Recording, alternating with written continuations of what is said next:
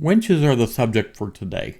So when you buy a winch, there's a lot of options out there. I bought the Vevor winch, and it's because it was a high quality winch for a decent price. That's why I chose it. But a lot of winches, they'll have remotes, so you plug in the little remote to the side, and then they'll have a cable coming out, and then you kind of cable it into the remote itself. So it's kind of like a cable that plugs into the winch, and then at the other end you plug it into the remote button itself. Now, me personally, I like the cable device because you don't have to worry about another battery dying on you. It's going to hook up and work forever, and you don't have to worry about a little remote control battery being dead.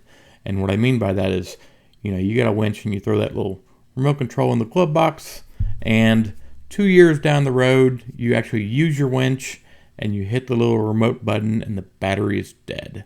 So this is just my opinion on it. Don't get one with a wireless remote because it could be dead on you and then you don't have a winch. So get the one with the wired remote. Now, where it's wired into the winch, there's a little plug-in area where it kind of screws in and plugs into.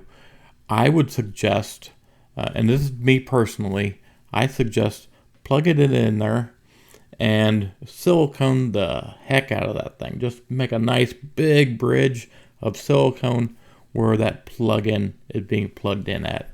That way, for one, it's waterproof, and for two, you're making a bridge because the port is here, and here's your little plug-in for the winch, and you got the port here, and you're going off-roading, and this thing is going to be bouncing up and down, and after a while, it's going to, pretty good chance it's going to do some damage and break the port. So if you put a nice bridge of silicone around that, now when it's bouncing up and down, the silicone is going to keep that plug-in from being torn up. So that's my personal opinion. It's not as pretty, but you can make it as pretty as you want. But my opinion, silicone the heck out of that. That way it makes it waterproof port, and it has a nice bridging effect, so it makes it nice and solid.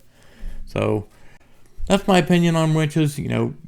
Get as heavy a duty one as you need. It seems like 13,000 is like the go-to size for winches out there. I use the Vevor one because for the price of it, it's cheap and it's a good winch. It uses good material.